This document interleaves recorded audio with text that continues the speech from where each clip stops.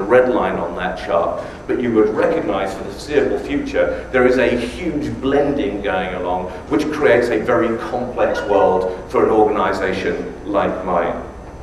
So what you end up with, and we've all got one of these charts, and I think we should all put them in a bucket and burn them somewhere, it's a sort of ceremonial process. This happens to be ours, you won't be able to read it from there, which is just fine. But the notion that we have the always-on consumer, in which time, place, home, work, all become opportunities where people are exposed to some form of content or some kind of media behavior. And we have to re-navigate the whole process by which we think of message distribution, which is our business, in the context of a consumer that looks like that. And of course, all the big decisions are being made by people that grew up in a completely different world. And I'm rather of the view that the board of GroupM shouldn't have anyone on it who's under the age of 30, other than me. Anyway.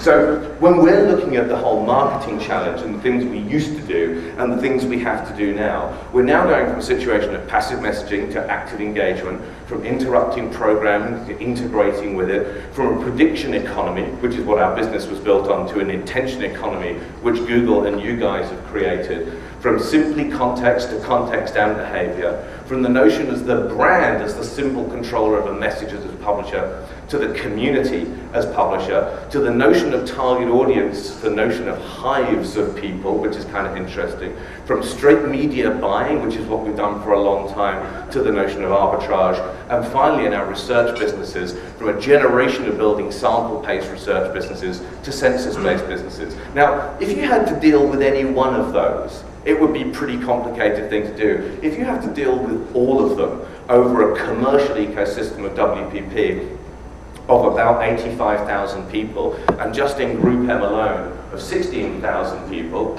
and just in GroupM Interaction of 1,600 people, it would be tough enough. But dealing with that simultaneously and effectively in real time is a complex gig for us to deal with. Now, it always helps in pursuit of the idea of perspective to try and remember what business you're actually in, and I think that was one of the things that came up yesterday as well, and I think you were advised by a number of your speakers to try and define and remember what that is. This kettle one's really quite good on its own.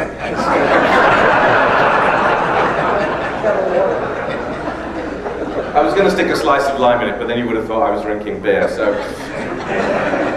it helps to remember what business you're actually in. And I think it's this. This is what our central mission is to increase the efficiency of changing minds, because that's what creates preference, and to reduce the costs of goods sold. And there's part of me that thinks that when I'm trying to work out what the miracle of Google is, and I do kind of think it's a miracle, is that what they managed to do was move the perception of some element of marketing costs in the minds of our clients. Because if you ask most of our clients, and there's some here, where marketing costs sit on their profit and loss account, most of them would say, I think, that it sits on the general administration costs of their business. And we all know, and there's some rumored recession, I don't know if you've heard about this, but my Uncle Brian, he always gets into these things. My Uncle Brian is a chartist and a forecaster, and he says that the reason why there won't be a recession is that all the economists think there is. And they've all been wrong before, so that's kind of good news. But what Google has done, by attaching the cost of what it does, particularly on the basis that it's attached to an action and the theoretical free lunch before that action, is that Google has managed to mentally shift where clients see the costs of it from the general and admin line to the cost of goods sold line. And we all know, those of us in business, that cost of goods sold, i.e. those costs that we can directly correlate to a transaction, are far less vulnerable to the vicissitudes and cuts of changing budgets at difficult times. And Google's done a tremendous job of doing that.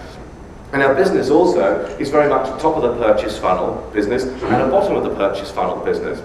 Now, and it's important when people come and talk to us in GroupM that they understand that, because unlike Google, we're a short tail business, not a long tail business. We get around 95% of our revenues from the top 1,000 companies in the world, and we probably get more than half of our revenues from the top 250 companies in the world.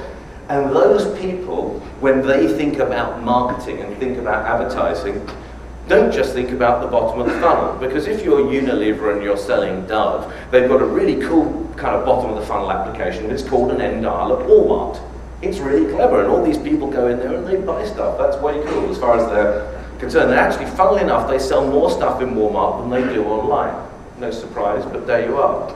And so, in our business, when we think about the top of the funnel, we're really preoccupied with the long-term effects of marketing as well as the short-term effects of marketing. And when we're having these debates about context versus behavior, about branded content versus audiences, let's try and remember that for all the people that are the biggest advertisers in the world, it was interesting the Booz Allen study said we're still having a problem getting the money out of them, is that those guys are preoccupied very much with what's going at the top of the middle of the purchase funnel, and that's where they spend their bucks, and they've not seen yet that the applications that we're here talking about and the channels we're talking about are superior in their effectiveness to the stuff they've used traditionally. So we should try and recognize that and stay there.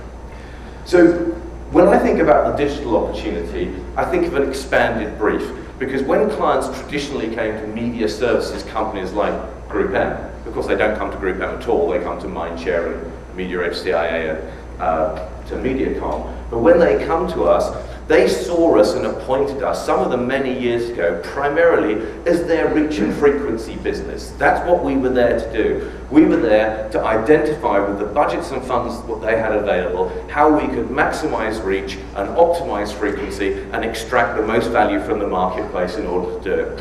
And they saw planning as that optimization process and trading and negotiation in a very simple way. The extraction of value from the media owner's side of the table and move to the client side of that table, so what they could do is match the efficiency of the planning with the effectiveness of the price of delivery. That's what we did.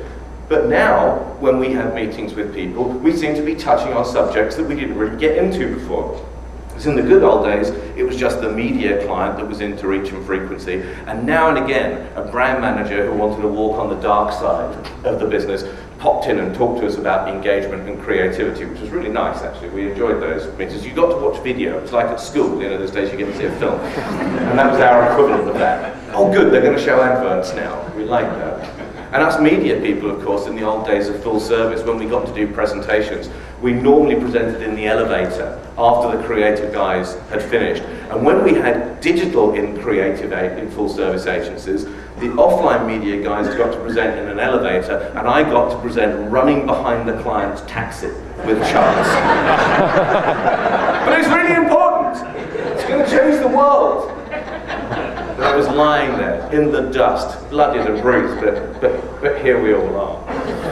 But now what's happening is that other people are coming in, and the issue's become who owns the channel in client companies, because it's not clear anymore. It was really obvious with television, it was the media guy and the brand guy. They own the channel. But now you talk to them, and the PR and the corporate affairs people say, it was really great before because we used to stick messaging out into the marketplace, and people printed our press releases. Or we went for a pleasant lunch with the city editor of the Sunday Telegraph, and over a couple of bottles of fine claret, we agreed what the positioning of our disastrous business was going to be, and he would do the right thing. But now there's all these people, individual consumers and communities of consumers, they're saying what they like. And an interesting illustration of this, a year or so ago, we did a search on a pet food company from an unnamed corporation in Cincinnati, and we did a search on this brand, and it was really cool because the first listing was, this brand is really good, we make jolly good pet food. The second one was, look after your puppy, we make jolly good pet food. And the third one was, this brand's involved in animal cruelty. Shit. I mean, that's bad news, and having to deal with that in this environment is really scary for people. And actually, in that particular case, 4 of the top 10 listings